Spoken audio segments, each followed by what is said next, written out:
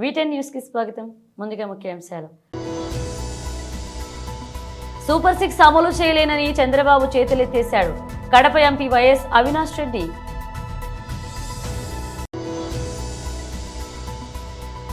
సంపద సృష్టించాలి, ఆదాయం పెంచాలి సీఎం చంద్రబాబు.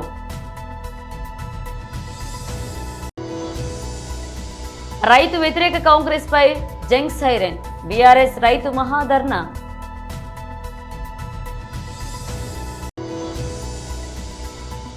డాక్టర్ సోలంకి శ్రీనివాస్ మరియు కొప్పు భాష మీడియాతో మాట్లాడారు.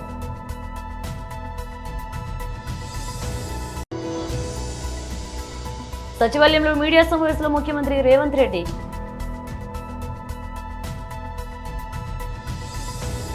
సూపర్ 6 అమలు చేయలేనని చంద్రబాబు చేతులెత్తేశాడు. ఎన్నికలు ఇచ్చిన ఏ హామీని తాను అమలు చేయలేనని చాలా క్లారిటీగా చంద్రబాబు చెప్పేశాడు. 2019లో వైఎస్ జగన్ అధికారంలోకి వచ్చినప్పుడు ఖజానాలో ఉన్నది 100 కోట్లే. అయినా పథకాల అమలులో సాకులు చెప్పలేదు వైఎస్ అవినాష్ రెడ్డి. గడిచిన ఎన్నికల్లో బాబు షూరిటీ భవిష్యత్తు గ్యారంటీ అంటూ చంద్రబాబు నాయుడు గారు తెలుగుదేశం పార్టీ సూపర్ 6 పేరుతో ఇంటింటికి తిరిగి, తెలుగుదేశం పార్టీ కార్యకర్తలు ఇంటింటికి తిరిగి చంద్రబాబు నాయుడు గారు ముఖ్యమంత్రి అయితే ఈ పథకాలన్నీ కూడా, ఈ 6 పథకాలు గ్యారంటీగా వస్తాయి, ఇదిగో చంద్రబాబు నాయుడు గారి సంతకం, ఇదిగో షూరిటీ, ఇదిగో గ్యారంటీ అని చెప్పి ఇంటింటికి తిరిగి వాళ్ళ మేనిఫెస్టోను ఇచ్చారు. వారి పథకాలను చంద్రబాబు నాయుడు అధికారంలోకి వస్తే మరి 18 ఏళ్ళు దాటిన మహిళలకు ఏడాదికి 18,000 వస్తాయని చెప్పారు. ఎంతమంది పిల్లలు ఉంటే అంతమందికి అమ్మఒడి వస్తుందని చెప్పారు. ప్రతి రైతుకు ఏడాదికి 20,000 రూపాయలు ఇస్తామని చెప్పారు. ఇంకా ఎన్నో పథకాలు ఇచ్చారు.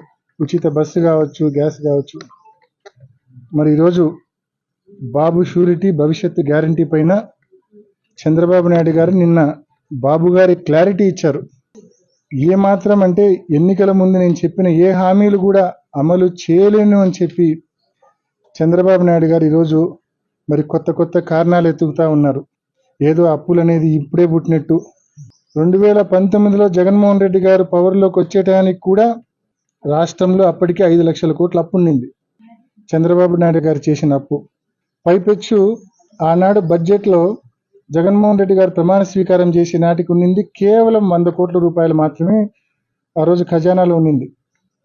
మరి ఆ పరిస్థితుల్లో పవర్లోకి వచ్చిన జగన్మోహన్ రెడ్డి గారు 5 సంవత్సరాల్లో మధ్యలో 2 సంవత్సరాలు కోవిడ్తో రాష్ట్ర ప్రభుత్వానికి రాబడి రాకపోయినా, ఎన్ని ఇబ్బందులున్నా ఇచ్చిన ప్రతి వాగ్దానాన్ని అమలు చేసినారు.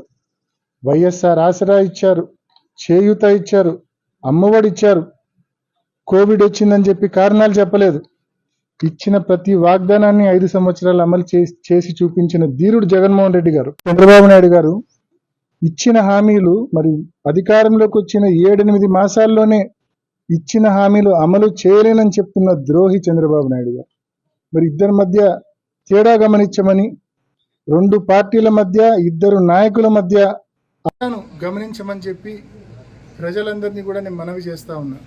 ఇచ్చిన ప్రతి హామీని నెరవేర్చిన జగన్మోహన్ రెడ్డి గారు ఎక్కడ, ఇచ్చిన హామీలన్నీ కూడా అమలు చేయలేను అని చెప్పి చేతగాని దద్దమ్మ మాట్లాడుతున్న చంద్రబాబు నాయుడు గారు ఎక్కడ.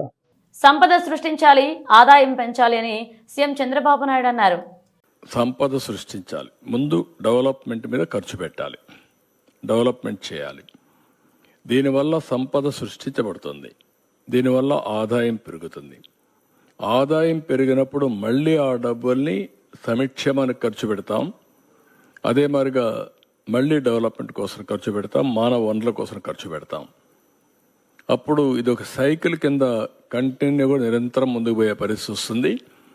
అందుకనే ఇక టోటల్ ఎక్స్పెండిచర్లో డెవలప్మెంట్ ఎక్స్పెండిచర్ ఏ విధంగా పెడుతున్నాం, టోటల్ క్యాపిటల్ అవుట్లే అంటే క్యాపిటల్ అవుట్లే ఏదైతే జిఎస్టిపి మన రాష్ట్ర స్థూల ఆదాయం ఎంత ఉందో దానిపైన ఎంత పెట్టారు, revenue mobilization, state own resources revenues, మన ఆదాయం జిఎస్టిపిలో మనకు వచ్చిన ఆదాయం ఎంత వస్తూ ఉంది, state own revenue total expenditure ఎంత ఎక్స్పెండిచర్ పెడుతున్నాం, ఎంత రెవెన్యూ మనం కాంట్రిబ్యూట్ చేస్తున్నాం, అప్పులు చేసి కాదు.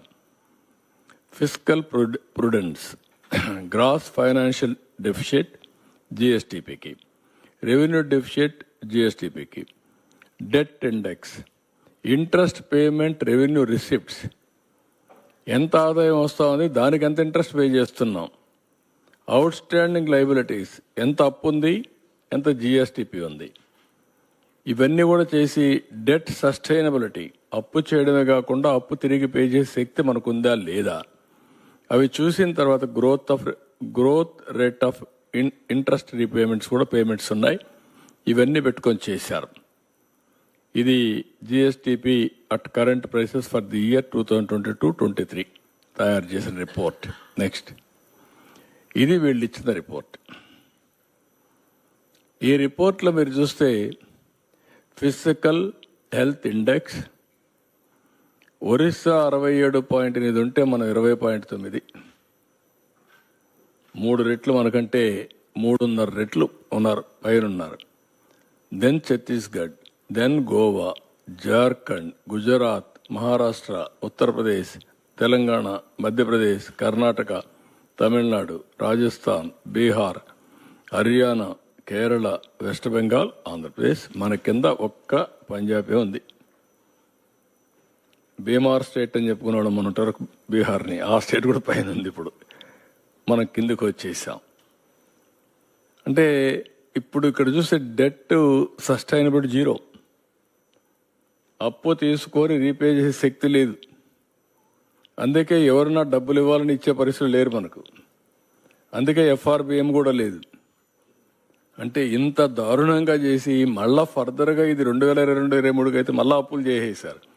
అందుకే ఎంఆర్ఓ ఆఫీసులు కూడా తాకట్టు పెట్టారు.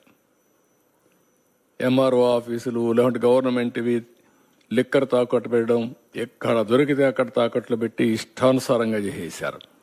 ఇది క్లియర్గా నేను చెప్పింది కాదు, ఇది నీతి ఆయోగ్ చేసిన ఎక్సర్సైజ్, ఒక రాష్ట్రాని కోసం చేసిన పని కాదు.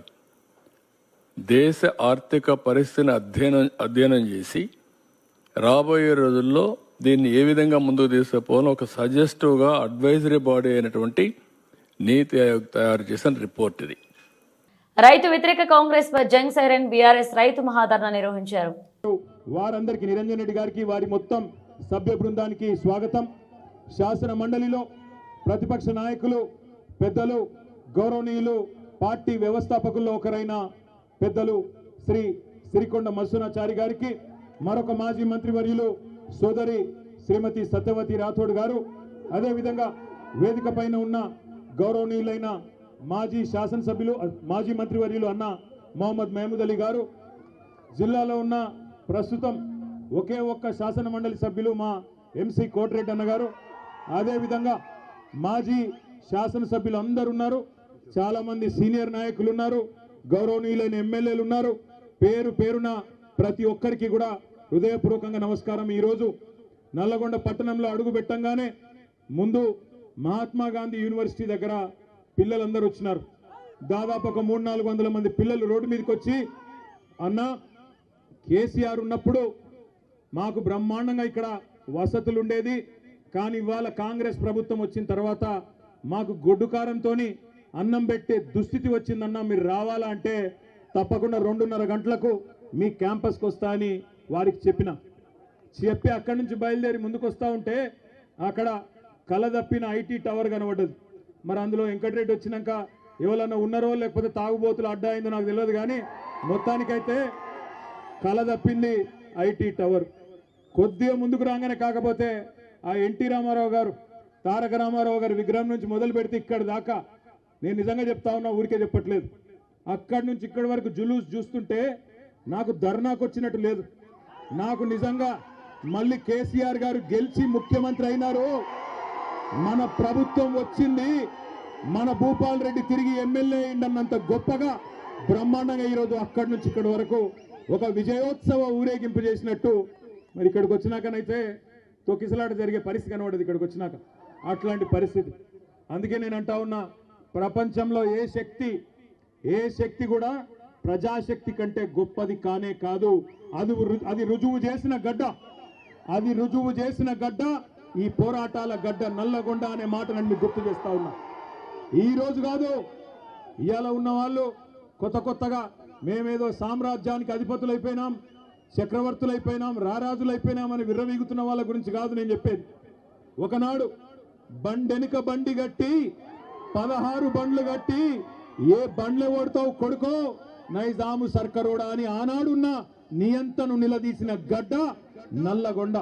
అందుకే పోరాటానికి స్ఫూర్తి అయిన నల్లగొండ గడ్డకు వందనం. ఇక్కడికి విచ్చేసిన ప్రతి నల్లగొండ రైతు బిడ్డకు శిరస్సు వంచి పాదాభివందనం. కేసీఆర్ గారు తెలంగాణ ఉద్యమంలోనే ఇక్కడికి వచ్చేటప్పుడు మా సోదరుడు రసమై బాలకృష్ణ గారు గుర్తు చేస్తా ఉండే, అన్న ఒక్క మాట చెప్పాలి, నువ్వు తప్పకుండా యాద్ చేయాలి అన్నాడు. ఏందన్నా అంటే చెప్పినాడు, అన్న ఒకనాడు కేసీఆర్ గారు స్వయంగా పాట రాసిండే, పక్కన కృష్ణమ్మ ఉన్న ఫలితమేమి లేకపాయే, పాలమూరు నల్లగొండ పంటలన్నీ ఎండిపాయే అంటూ కేసీఆర్ గారే స్వయంగా కలం పట్టుకొని మరి మన నల్లగొండ దుస్థితి గురించి డాక్టర్ సోలంకి శ్రీనివాస్ మరియు కొప్పు భాషా మీడియాతో మాట్లాడారు. గద్దర్కు పద్మశ్రీ ఇవ్వాలని అడిగినోడిని ఏమనాలో మాకు అర్థమవుతలేదు. ప్రజాస్వామ్య దేశంలో ఈ ప్రజాస్వామ్యాన్ని నమ్మనటువంటి వ్యక్తే గద్దర్. ఆయన పుట్టినప్పటి నుంచి మొన్న చనిపోయిన దాకా ఓటేలే.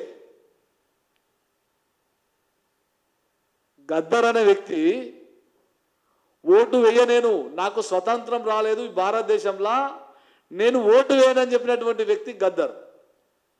మరి ఇంతకన్నా ఇంకా పెద్ద విషయం ఏముందో మాకు అర్థమవుతలేదు. కానీ ఇటువంటి వ్యక్తికి పద్మశ్రీ అవార్డు ఇవ్వాలనేది ఇది జోక్ అనాలా, లేకుంటే మరి అడిగినోడికి ఏమైనా ధమాకు ఉందా లేదా అని చెప్పేసి ఒకసారి ఆలోచన చేసుకోవాల్సినటువంటి అవసరం ఉన్నది. కానీ ఈ రాష్ట్రంలో ఉన్నటువంటి దళిత సంఘాలకు నేను చిన్న విజ్ఞప్తి చేస్తా ఉన్నా.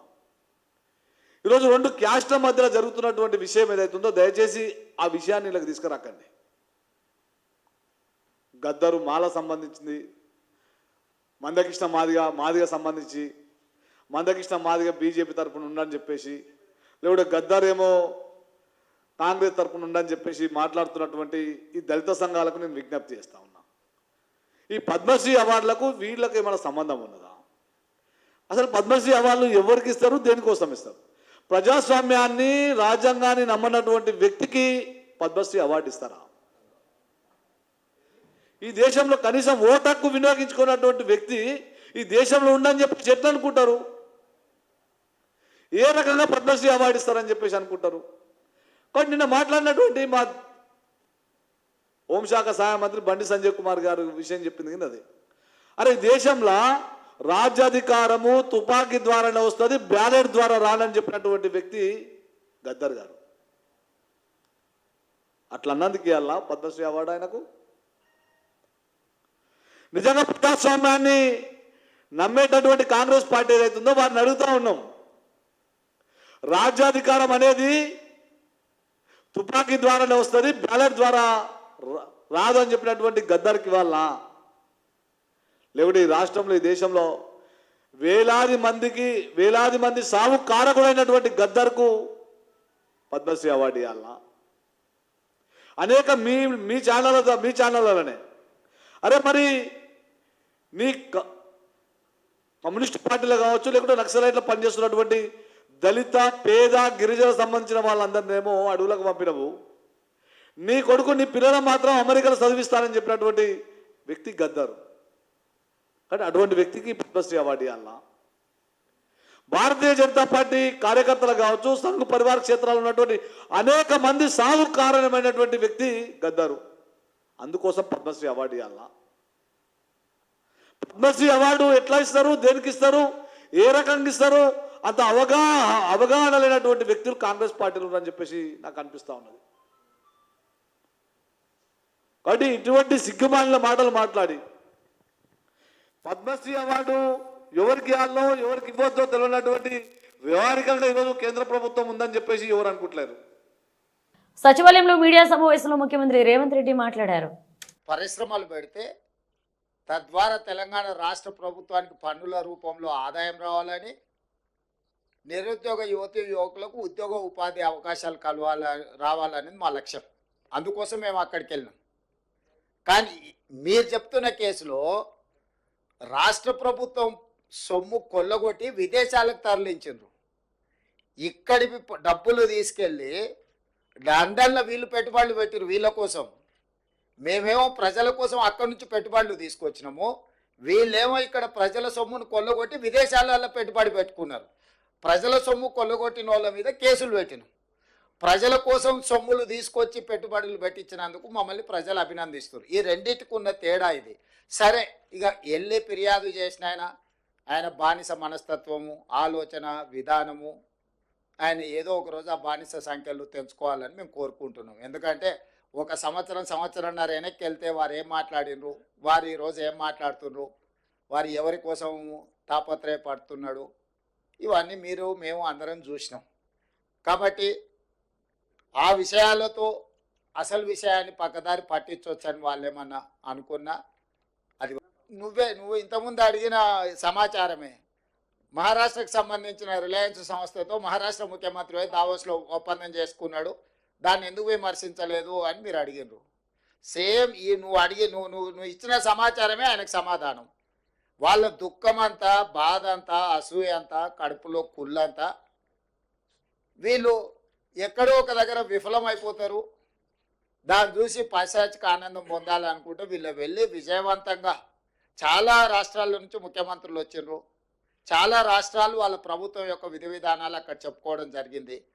అందరినీ పరిగణలోకి తీసుకున్న తర్వాత ఇతర రాష్ట్రాల నుంచి, ఇతర దేశాల నుంచి తెలంగాణ రాష్ట్రము అద్భుతమైన పెట్టుబడులను సాధించింది.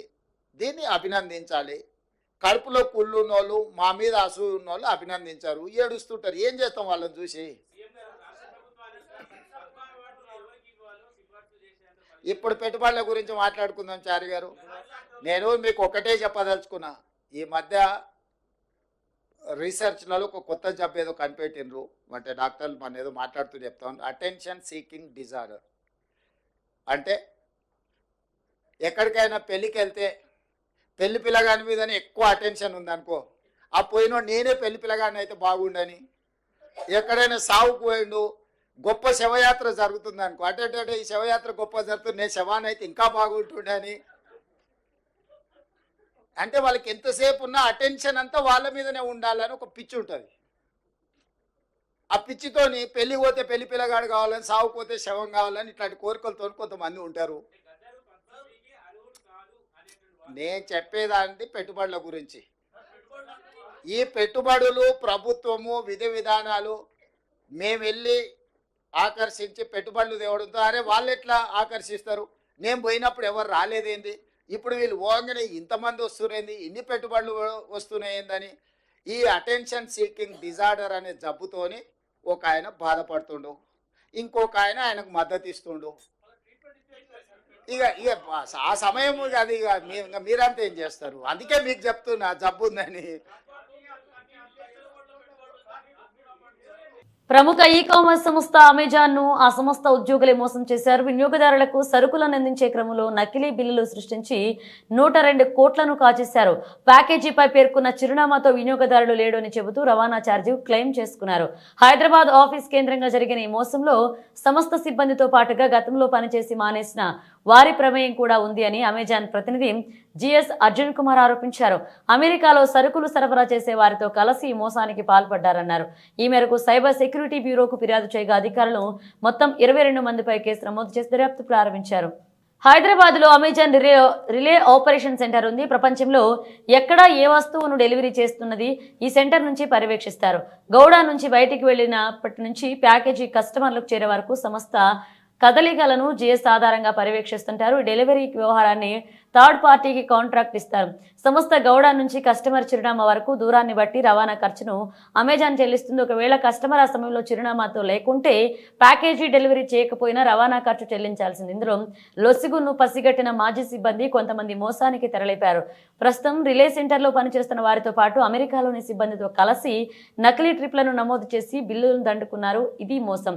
వస్తువును డెలివరీ చేయడానికి వెళ్లిన సమయంలో ఆ చిరునామాలో కస్టమర్ లేకపోతే ఆ విషయాన్ని అమెజాన్ సిబ్బంది సంస్థ యాప్లో నమోదు చేయాలి. దీనిని రిలే సెంటర్ సిబ్బంది నిర్ధారిస్తారు. డెలివరీ కోసం ఎంత దూరం ప్రయాణించారనేది లెక్కగట్టి దీనికి అయిన ఖర్చును డెలివరీ సంస్థలకు అమెజాన్ చెల్లిస్తుంది. అమెరికాలో వస్తువుల డెలివరీకి వెళ్ళినట్లుగా రికార్డ్ చేసి చిరునామాలో కస్టమర్ లేడని చెబుతూ రవాణా ఖర్చులను వసూలు చేశారు. Global star Ram Charan Uppena fame Buchibabu Sana కాంబినేషన్లో RC16 అనే వర్కింగ్ టైటిల్తో మూవీ తెరకెక్కుతున్న విషయం తెలిసింది. ఇప్పటికే చిత్రీకరణ ప్రారంభమైన ఈ సినిమా కొత్త షెడ్యూల్ రేపటి నుంచి హైదరాబాద్లో జరగనుంది.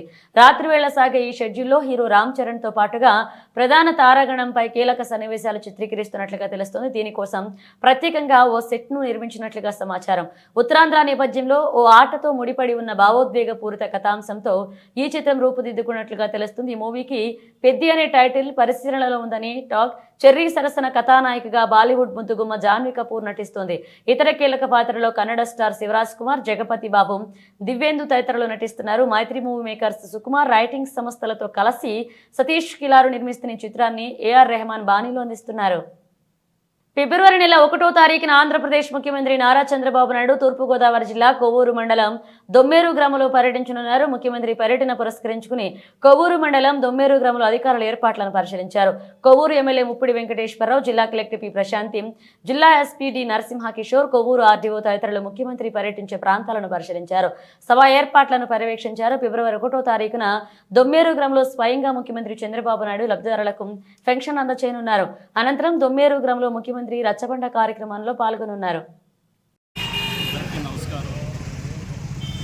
గౌరవ ముఖ్యమంత్రి గారు NDA కూటమి అధికారంలోకి వచ్చిన తర్వాత ముఖ్యమంత్రి గారు కానీ ఉప ముఖ్యమంత్రి గారు కానీ ప్రతి నెల కూడా ఏదో ఒక నియోజకవర్గంలో పెట్టుకుని ఏదైతే గతంలో ఇచ్చినటువంటి పెన్షన్ విధానం ఏదైతే ఉందో దానిని ఇవాళ 4,000 రూపాయలు భారతదేశంలోనే ఇంతవరకు ఏ రాష్ట్రంలో కూడా ఇవ్వనంత అమౌంట్ని వయోవృద్ధులకు 4,000 రూపాయలు, వికలాంగులకు 6,000 రూపాయలు, అదేవిధంగా డయాలసిస్ ఉన్నటువంటి పేషెంట్స్ ఎవరైతే ఉన్నారో వాళ్ళకి 10,000 రూపాయలు, పూర్తిగా బెడ్ రైడ్ ఉన్నటువంటి పర్సన్స్ ఎవరైతే ఉన్నారో వాళ్ళకి 15,000 రూపాయలు, ఏదైతే వాళ్ళ పెన్షన్ ప్రతి నెల కూడా ఇస్తూ ఉన్నామో దానిని గౌరవ ముఖ్యమంత్రి గారు స్వయంగా వారి చేతుల మీద ఒక నియోజకవర్గానికి వెళ్ళి 1వ తారీఖుని ఇస్తున్నటువంటి ప్రోగ్రామ్స్లో భాగంగా 1వ తారీఖుని కొవ్వూరు నియోజకవర్గానికి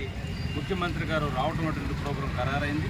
అది ఉదయం 10 గంటల నుంచి 1 గంట వరకు కూడా ఈ ప్రోగ్రాం ఉంటుంది. ఆ రోజు డైరెక్ట్గా ఊరు చివరినటువంటి కొత్తగా నిర్మించినటువంటి కాలనీ ఏదైతే ఉందో దాని పక్కనే హెలిప్యాడ్ అనేటువంటిది నిర్మాణం చేసి అక్కడి నుంచి హెలిప్యాడ్ దిగిన తర్వాత హెలికాప్టర్లో వచ్చిన తర్వాత బై రోడ్డు కార్ల మీద బాబు గారు స్వయంగా ఇక్కడ ఉన్నటువంటి ఏదైతే SC/BC ఏరియా అయితే ఉందో SC/BC ఏరియాలో కొద్దిమందికి బాబు గారి చేతుల మీదుగా పెన్షన్ అటువంటి దాన్ని ఇవ్వడం జరుగుతుంది. అది అయిన తర్వాత తిరిగి మన సచివాలయం దగ్గరలో ఉన్నటువంటి సుబ్రహ్మణ్య స్వామి గుడి పక్కన ఉన్నటువంటి చెట్టు దగ్గర రచ్చబండ ప్రోగ్రాం దాన్ని నిర్వహిస్తూ ఈ గ్రామంలో ఉన్నటువంటి ప్రజలందరితో కానీ చుట్టుపక్కల గ్రామంలో ప్రజలందరితో కానీ ఈ యొక్క గ్రామీణ ప్రాంతాల్లో గత 5 సంవత్సరాల నుంచి వాడు ఎదుర్కొన్న ఇబ్బందుల గురించి కానీ సమస్యల గురించి కానీ డైరెక్ట్గా బాబు గారితో ముఖాముఖి కార్యక్రమం రచ్చబండ ప్రోగ్రాం ద్వారా ఉంటుంది. అది అయిన తర్వాత ఈ ప్రాంతంలో కానీ ఈ నియోజకవర్గంలో ఉన్నటువంటి సమస్యల మీద కానీ గత ప్రభుత్వం చేసినటువంటి నిర్వహణ గురించి కానీ NDA కూటమి వచ్చిన తర్వాత ఇవాళ 5-6 నెలల కాలంలో చేస్తున్నటువంటి సంక్షేమ అభివృద్ధి కార్యక్రమాలు కానీ వారు అమలు చేస్తున్న విధానాలు కానీ ప్రజలకి సంక్షేమాన్ని అభివృద్ధిని కూడా ఏ విధంగా అయితే ముందుకు తీసుకెళ్తున్నటువంటి పరిస్థితి ఉందో రాష్ట్ర పరిస్థితుల అవగాహనతోటి గ్రామీణ ప్రాంతాలను కూడా పూర్తిగా కూడా అన్ని విధాలు కూడా అభివృద్ధి చేయాలి అనేటువంటి ఆలోచనతో NDA కూటమి వెళ్తున్న పరిస్థితి ఉంది. కాబట్టి ఆ విధంగా రచ్చబండలోనూ మొత్తం ఈ గ్రామంలో కానీ చుట్టుపక్కల ప్రాంతాల్లో వచ్చిన ప్రజల యొక్క సమస్యలు ఇబ్బందులు అన్నీ కూడా తెలుసుకుని స్వయంగా బాబు గారు ముఖాముఖి కార్యక్రమాన్ని కూడా పెట్టి స్వయంగా వారితోటి సమ్మేళనమయ్యి మిళాకృతమయ్యేటువంటి కార్యక్రమాన్ని 1వ తారీఖుని గౌరవ ముఖ్యమంత్రి గారు చేస్తున్నారు. అందులో భాగంగా ఈరోజు కలెక్టర్ గారు కానీ SP గారు కానీ మన RDO గారు కానీ సంబంధిత అన్ని డిపార్ట్మెంట్కి సంబంధించిన అధికారులు కూడా వచ్చి పర్యవేక్షణ భాగంగా ఈరోజు వచ్చి అన్ని కూడా హెలిప్యాడ్ కానీ రచ్చబండ కార్యక్రమాన్ని ఇవాళ మళ్ళీ 3 గంటలకి మరలా ఇప్పుడు జిల్లా అధికారులతో కానీ ఈ డివిజన్ అధికారులతో కానీ మళ్ళీ కలెక్టరేట్లో మీటింగ్ ఉంది. మీటింగ్ అయిన తర్వాత ఇవాళ రేపు కూడా వచ్చి స్వయంగా ఇక్కడ ఏర్పాట్లన్నీ కూడా స్వయంగా పర్యవేక్షణ చేసి ఆ యొక్క ప్రోగ్రామ్ని విజయవంతం చేయడం కోసం అధికారులు కానీ ఇక్కడ ఉండే NDA కూటమికి సంబంధించినటువంటి నాయకులు కానీ కార్యకర్తలు కానీ చేస్తూ ఉన్నారు. కాబట్టి 1వ తారీఖున జరిగేటువంటి ప్రోగ్రామ్ని అందరూ కూడా పాల్గొని NDA కూటమి నాయకులు కానీ గ్రామస్తులు కానీ ప్రజలు కానీ అందరూ కూడా స్వచ్ఛందంగా పాల్గొని ఈ ప్రోగ్రామ్ని విజయవంతం చేయాలని చెప్పని నియోజకవర్గం తరఫున అందరినీ కూడా కోరుకుంటాం. బులెటిన్ ముగించే ముందు హెడ్లైన్స్ మరోసారి. సూపర్ 6 అమలు చేయలేనని చంద్రబాబు చేతులెత్తేశాడు. Kadapa MP YS Avinash Reddy.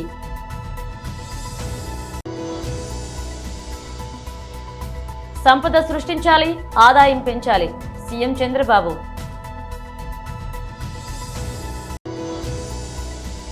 రైతు వ్యతిరేక కాంగ్రెస్ పై జంగ్ సైరన్. బీఆర్ఎస్ రైతు మహాధర్నా.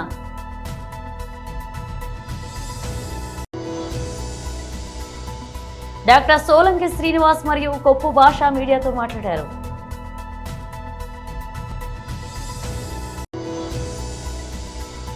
సచివాలయంలో మీడియా సమావేశంలో ముఖ్యమంత్రి రేవంత్ రెడ్డి.